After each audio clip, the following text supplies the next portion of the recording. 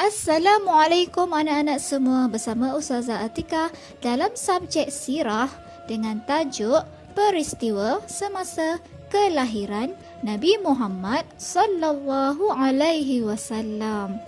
Hari ini Ustazah akan bercerita tentang tarikh dan juga tempat lahirnya Nabi Muhammad sallallahu alaihi wasallam. Nabi Muhammad sallallahu alaihi wasallam dilahirkan di Mekah pada hari Isnin 12 Rabiul Awal pada tahun Gajah bersamaan dengan 20 April 571 Masihi. Nabi Muhammad dilahirkan beberapa bulan selepas berlakunya peristiwa Abrahah dan tentera bergajah yang ingin menyerang Kaabah. Disebabkan itulah pada tahun itu dinamakan Tahun Gajah. Aminah melahirkan Nabi Muhammad sallallahu alaihi wasallam di rumah Abdul Muttalib. Abdul Muttalib ialah datuk Nabi Muhammad sallallahu alaihi wasallam.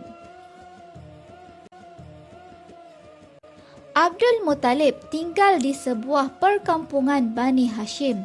Beliau merupakan pemimpin dan juga ketua bagi kaum Quraisy yang sangat dihormati dan disegani oleh masyarakat Arab. Walaupun ketika itu berleluasanya amalan menyembah berhala, tetapi Abdul Muttalib tidak sekalipun melakukan amalan tersebut. Selepas Aminah melahirkan, Abdul Muttalib memberi nama bayi tersebut Muhammad. Dan lahirlah Nabi kita, Nabi yang terakhir, Nabi Muhammad sallallahu alaihi wasallam. Okey, itu saja untuk hari ini tentang tarikh dan tempat kelahiran Nabi.